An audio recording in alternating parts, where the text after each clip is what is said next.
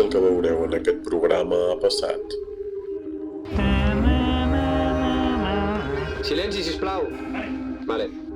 Els fets, els noms i els llocs són reals. En algunes descripcions aquest programa podria ferir sensibilitats.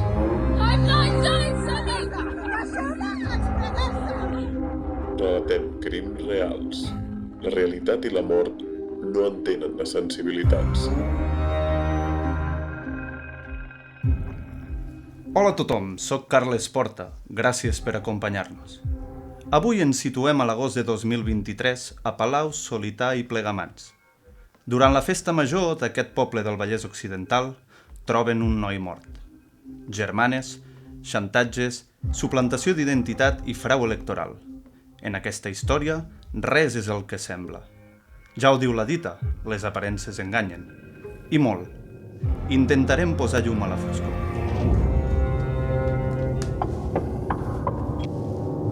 Comencem. Palau, Solità i Plegamans, dilluns 28 d'agost de 2023. Cap a les 10 del matí, un membre de la brigada municipal es troba netejant els voltants del pavelló municipal de Palau, on la nit anterior es va celebrar la festa major. Entre uns arbres d'un pàrquing proper es troba el cadàver d'un noi jove. Trobem el cos d'un noi jove mig tapat amb una bossa d'escombraries que no presenta senyals de violència i prop del cos un got de festa major de color blau. Encara faltava la inspecció del forense, però vamos, que jo el veia bastant tieso, el tio. La víctima duia una ronyonera i això ens va permetre identificar-la ràpidament. El seu nom era Miquel Navarro Sanchís, de 29 anys, amb domicili a Camallera, a Girona. Jo sóc de Palau de tota la vida i aquí tots ens coneixem. A la Berta el conec des que teníem 3 anys o així. I sempre acabàvem els divendres, ens vestíem de Sailor Moon, de supernenes. Ens ho passàvem molt bé. I el poble sempre ha estat molt tranquil. Sempre ens hem sentit supersegures de tornar a casa d'un altre a la nit i mai passa res. Llavors, quan vaig escoltar la notícia vaig flipar. I del poble és que tothom parlava del tema. Els investigadors reconstrueixen les últimes hores de Miquel. En Miquel era un noi que podien dir una mica perroflauta, no? Que treballava en el món de l'art, rodatge de sèries, pel·lícules, coses d'aquestes, i vivia amb un amic a Camallera, que passaven podent al pis, que feia una espècie de porro que tira per atràs, i ens van poder dir que aquella nit va baixar a una festa major amb una amiga. En concret, la festa de Palau, Solità i Plegamans, festes a les quals havia anat acompanyat per una amiga que era de Palau i a la que va conèixer rodant una pel·lícula, Berta Llargués. La Berta és una noia molt simpàtica i molt sociable i era bastant normal conèixer gent que coneixien els rodatges i a vegades els portàvem nosaltres de festa. I aquell dia vam conèixer el Miquel i vam estar tota la nit ballant i així de festa. Però bueno, sí que és veritat que va haver un moment que ja no el vaig veure més, però no li vaig donar importància. Jo a la Berta la vaig veure tota la nit de festa, aquella nit. Sí que és veritat que va haver un moment que just la vaig veure ballant quan 2 minuts abans l'havia vist que havia anat a pixar. I això em va estranyar una mica. Però després vaig pensar, bueno, potser és que amb la nit no ho vaig reconèixer i era la Maria, que havia vingut a la festa major i em va fer il·lusió de fer-ho. Sí, són bessones, Berta i Maria. Però aquella nit la Maria no va poder venir perquè estava de guàrdia a l'hospital. De fet, era bastant habitual que una es fes passar com per l'altra, saps? El típic joc així de bessones. I, de fet, ara que hi penso, va haver unes eleccions municipals aquí a Palau que una es va fer passar per l'altra, la Maria va fer veure que era la Berta, va anar a votar i res, no sé, ho recordem com una anècdota bastant divertida, de veritat. Recordeu aquest punt perquè portarà cua. Els agents registren el nom de la Maria i aquella mateixa setmana es presenten al cap on treballa, a Sant Antoni de Vilamajor, un poblet a 30 minuts de Palau. La Maria és una noia molt maca i molt treballadora.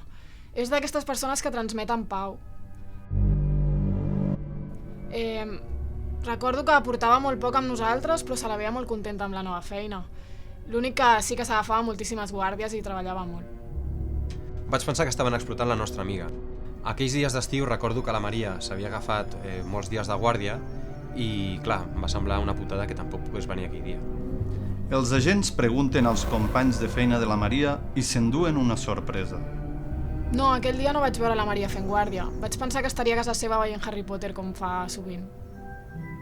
Però aquí no caben les sorpreses. Uns dies més tard, arriba l'autòpsia d'en Miquel i els forenses determinen que la causa de la mort és una fallada cardiorespiratòria per enverinament.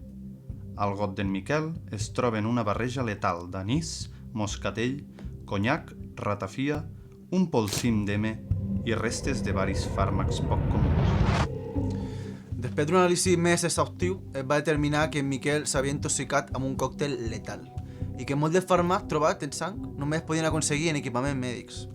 Llavors el que van fer va ser demanar un registre al CatSalut i la sorpresa va ser mayúscula. Els fàrmacs havien estat sostrets del cap de Sant Antoni de Vilamajor a nom de la senyoreta René de Tois. La veritat és que no m'ho creia. Jo no he tret mai un registre i a més no tinc cap pacient amb aquella medicació. Doncs vam revisar els registres del CAP i efectivament vam trobar un document de retirada de medicaments a nom de René, firmat i segellat 10 dies abans del crim. Es va interrogar la persona implicada i es va dir que el dia que constava no recordava haver retirat els medicaments indicats. La investigació es complica i la policia té masses fronts oberts. La coartada de la Berta és sòlida, doncs va estar tota la nit amb els seus amics. La relació de la René amb en Miquel era inexistent, però sembla que està encobrint a la Maria. I la mateixa Maria confirma als agents que estava esgotada i es va quedar dormida quasi tota la nit de la guàrdia. La policia necesita ajuda de la justícia. Dada la falta de pruebas y la compleja relación entre las tres personas implicadas, decidimos pedir a la jueza instructora del caso la vigilancia policial y las escuchas telefónicas de estas, aunque no se obtuvieron pruebas concluyentes. Alguna cosa ens deia que la coartada de les persones implicades no acaba de ser del tot ferma. I després de veure les escoltes i el seguiment, que no van servir de res, vam demanar col·laboració a una de les sospitoses del crim. La policia em va tornar a trucar i aquesta vegada sí que vaig contactar amb l'advocada perquè la cosa s'estava posant sèria i hem tornat cap a comissaria. L'equip d'investigació demana a la René que revisi el document que es va fer servir per retirar els fàrmacs, que suposadament van matar en Miquel, per veure si hi ha algun detall que se'ls hi hagi escapat. I en troben un que serà molt important. Después de analizar el documento supuestamente emitido por René, la policía le pidió que se presentara de nuevo en comisaría. Y fue entonces cuando la señorita de Tois se percató de que algo no cuadraba. Encara que no ens hi fixem, la nostra firma va canviant lleugerament al llarg dels anys i la firma de la René era idèntica a una en concret, la del seu DNI. Vam preguntar a la René i ens va confirmar que efectivament feia un mes havia perdut el DNI a la feina i que va ser precisament la Maria qui el va trobar i li va tornar. Això sembla treure el focus de sobre la René i em feia incrementar les sospites entre les bessones. Així que vam decidir incrementar la pressió de la investigació sobre elles. He de dir que ja veia que aquestes dos no eren aigua clara. I és que no existeix el crim perfecte, no es pot jugar amb la policia. I no vam pensar en un altre detall que, si bé semblava petit, va resultar clau per confirmar les sospites. L'arma del crim, el got de les festes de Palau. Quan vaig veure per primera vegada la Berta aquella nit, sí que és veritat que la vaig veure amb un got blau. I em va estranyar perquè 2 minuts després portava un got verd a la mà. Però, bueno, li fot bastant, així que hauria portar bastants cubates. Després d'interrogar de nou a diversos testimonis, van comprovar que efectivament el got blau coincidia amb el got trobat prop de l'escena del crim. I tot i que no vam trobar empremtes de ninguna de les bessones, era un indici prou clar per veure que la seva coartada per aquella nit no acabava de quadrar. La policia comença a sospitar que el crim ha estat cosa de les bessones, però encara no entenen com es va materialitzar l'enverinament d'en Miquel al bosc quan la Berta va estar tota la nit ballant amb els seus amics. És llavors quan la policia demana a les bessones que vagin juntes a comissaria per interrogar-les i provar una última cosa. En vegades, més que fer de poli bueno i poli malo, el que cal fer de poli mentiroso. I això és el que van fer. La relación que se establece entre dos seres que han compartido útero no se parece a nada en el mundo. La curiosa simbiosis que se establece entre dos gemelas solo la comprenden ellas. Comparten toda su vida y el lazo que las une es tan fuerte que no dudarían en dar su propia vida por la otra. El dilema del prisionero no era un dilema para ellas. Després de fer-les passar a dues sales d'interrogatori paral·leles, la policia decideix insinuar que tenen proves suficients per incriminar a l'altra germana. Acusen a les dues germanes per separat i la policia es troba amb una altra sorpresa. Després d'una llarga estona de preguntes, vam acusar la Berta davant de la Maria i a la Maria davant de la Berta. I per sorpresa nostra, de sobte van posar-se molt nervioses i van acabar acusant-se a elles mateixes, exculpant totalment del crim a l'altra. Això sí, les dues van explicar la mateixa versió. Sí, òbviament, són molt lleials, però realment no me les imagino cometent cap delicte i molt menys un assassinat. Sí, sempre es cuidaven molt. Quan sortíem de festa i alguna s'emborratxava més del compte, l'altra sempre estava allà per treure-li la beguda. A partir de les suposades confessions, la policia construeix una teoria. Durant la matinada del 28 d'agost de 2023, la Berta es trobava ballant amb en Miquel i els seus amics a l'envelat de la festa major de Palau. En un moment cap a les 3 de la matinada, la Berta va acompanyar en Miquel al lavabo. Ell va entrar al policlín i mentre estava fent les seves necessitats, va aparèixer la Maria vestida igual que la Berta i es van intercanviar. La Berta va tornar a la pista sense en Miquel i la Maria es va fer passar per la Berta. Durant aquest lapse de temps, alguna de les dues va abocar els medicaments robats al got, però no saben quin. Després de fer un registre a la casa de les susodites sospitoses, es van trobar proves d'impressió de la recepta extreta per la senyorita René. Tot sembla indicar que les bessones van aprofitar les habilitats gràfiques de la Berta per reproduir el document i aconseguir extreure el medicament prohibit sense aixecar sospita. Una col·laboració gairebé perfecta. Resulta que fa uns mesos la Berta va explicar a en Miquel que la Maria va suplantar la seva identitat per poder votar per ella. Aleshores el Miquel va aprofitar el seu secret per fer-li xantatge a la Berta. I veient-se totes dues en perill, van pensar que la solució per salvar-se era sacrificar en Miquel. I les dues van col·laborar com a bones germanes. Sí, és clar que s'estimen. Com no s'han d'estimar, si són germanes?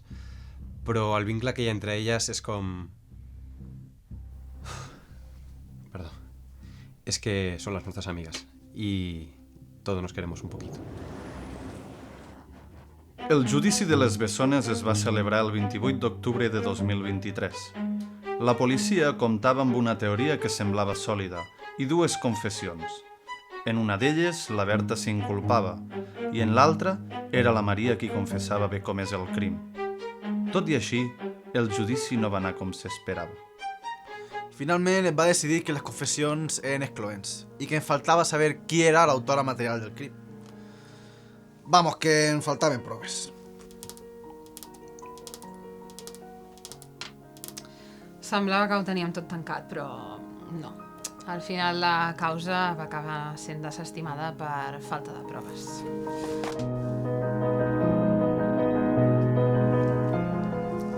Tot i així, la Berta i la Maria van ser condemnades a 30 anys de presó per suplantació d'identitat, falsificació de documents i frau electoral, i compleixen condemna a Brians 2. Passen els dies en cel·les contigües, juntes com sempre han fet, i els seus amics les visiten sovint i els hi duen llaminadures al xiu-xiu. A dia d'avui, la policia encara dubta de quina de les dues va cometre l'assassinat i segueixen buscant proves per incriminar-les. El que sí sabem del cert és que poques germanes s'estimen tant com la Berta i la Maria. Gràcies per acompanyar-nos. Tornem aviat amb una altra història de foscor.